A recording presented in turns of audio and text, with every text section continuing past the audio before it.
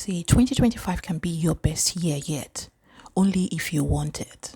But also, if you decide not to live the same year twice, and I'll explain why. See, I'm on this platform encouraging over 40s millennials to create a better life for themselves, because if we just stay in a 9 to 5 race, we all know it's a rat race. Nobody's getting off that hamster wheel. So why can't we step out to spend time to create a more fulfilling life for ourselves by creating content online? That's just a little bit about what I do. Now, back to you making 2025 your best year yet, your most successful year yet. It's going to start with you being grateful for where you are currently, because if you don't know where you're coming from, you won't know where you're going. So you want to think about 2024. You want to take a pen and paper and think about 2024. What are the things that you're most grateful for in that year? What went well? What didn't go well? Now, I have seen a couple of these videos. I haven't watched them, but I've seen the thumbnails, I've seen the titles, and I bet there are lots of tips going around. So I'm just sharing my view and opinion from the perspective of a 40-year-old woman, if you want, to another 40-year-old out there. I don't know who this is going to help, but if you need it, please watch till the end. So my thing is that you want to be grateful for where you've been, even as far as the challenges that you went through in 2024. You want to think about them really carefully and be grateful, because it could have been worse. It really could. And one of the reasons why I say that you have to sit down within yourself to be thankful and be grateful for everything that you went through in that year is because of a quote that I came across, where it states that the unexamined life is not worth living. If you're not prepared to assess where you are currently, you can't move away from it. You will continue to repeat the same tune. You will continue to dance to the same tune without having the desired result, and out of that you will just get frustrated, you will get depleted in energy, and nobody is coming to help you. So you want to take that examination and think about it within yourself. You want to self-reflect. So for example, if you went through a challenge in 2024, you want to think about it. What lessons do you come away with? Excuse me, first and foremost. And then, how did you take the challenge? Did you, at that point in time when you were going through the challenge, did you think of the lessons that you were coming away with? But also, once the challenge is now over, you've come out of it, whatever it is, it could be financial, it could be problems at work. How did it shape your character? How did it shape your thinking? How did it shape your perspective on life? That you want to be able to take away with you. But in addition to that, yes, you want to set smart goals. So, goals that are specific, they're measurable, they're achievable, they're relevant, and, time bound. I'm not going to go into that because a lot of people do tend to go through that. But one thing I do want to pinpoint from setting smart goals is the idea of ikigai, which sort of attests to the reason of being, the purpose of the moment, being present, finding joy in the little things, finding out what brings joy, what sparks fulfillment, what sparks contentment for you. You want to be able to do that. And if you're unable to identify that, it may be difficult to move forward.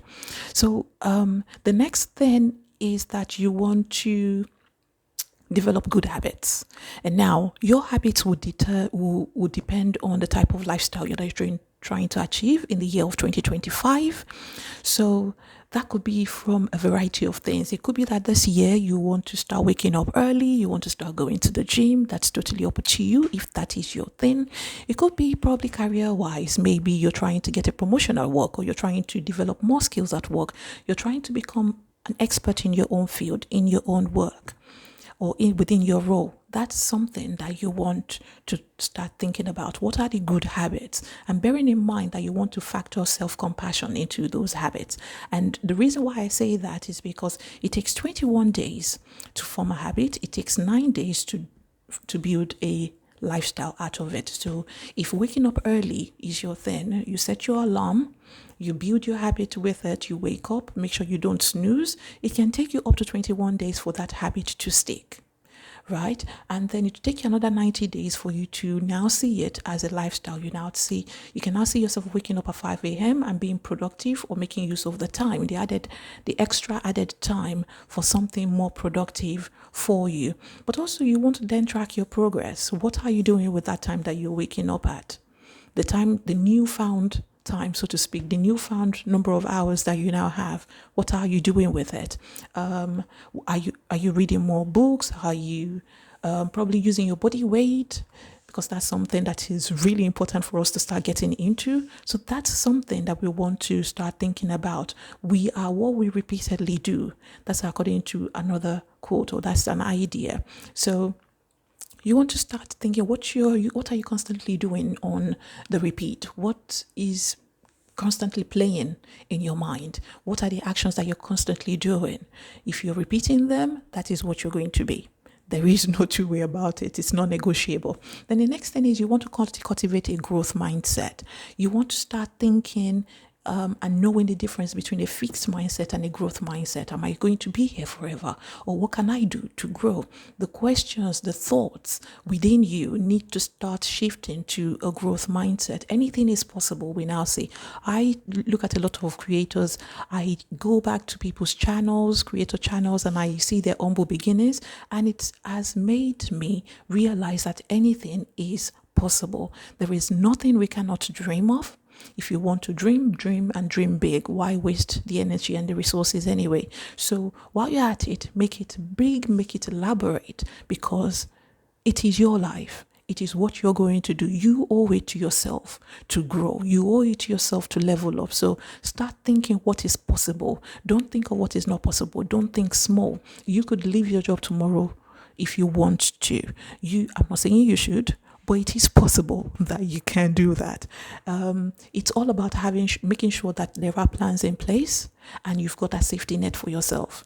Life is all about exploring. Life is all about living. So you want to make sure that you're embracing challenges and you're constantly learning from the setback, because there will be setback.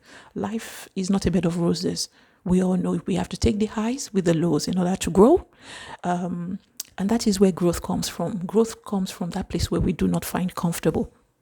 So I want to implore you to do that. Then you want to think about self-care, because while you're constantly doing this, running around and setting all these elaborate and magnificent goals, you want to be able to come back to within yourself. You want to be able to look after yourself, whatever self-care is for you.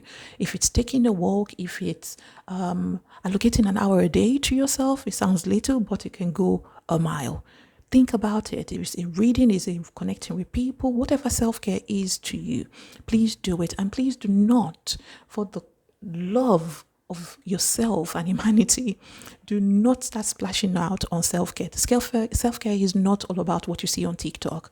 Self-care is so much simpler than that. It's what happens to you, what relaxes you, what brings you contentment, what brings you fulfillment, what brings you relaxation, what resets you.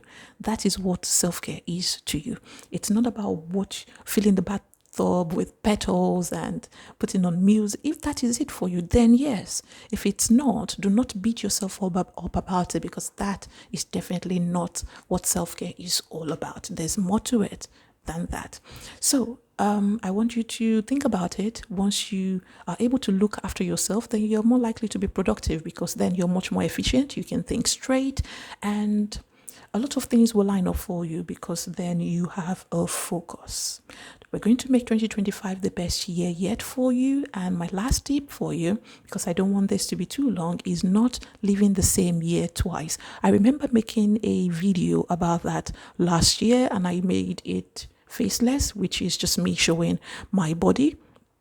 But I don't want to stress on that point, because you want to start seeking out new experiences. You want to start doing new things. Say yes to opportunities. Say yes to continuous learning. I wrote my first blog post at work this week, and I was overjoyed. It's simple, but I was overjoyed because I have been learning to write, and I wasn't much of a great writer, but this one, even I blew myself out of the water because I was so surprised. And it was a simple task, yet it was interesting for me. So learn to say yes this year.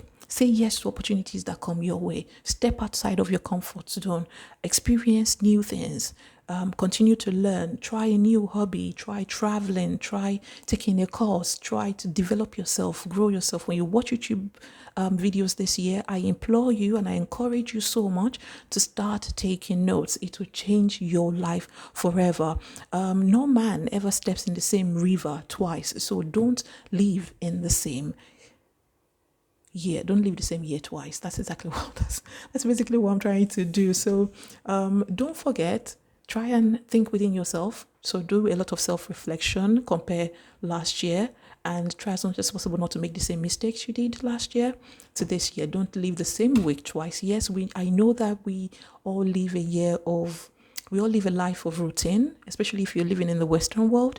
It is very possible. We're doing the same thing. But what I'm trying to say is infuse a little bit of energy into your week. Infuse a little bit of energy into your month. Distort that routine a little bit. At least that's why I started my YouTube channel.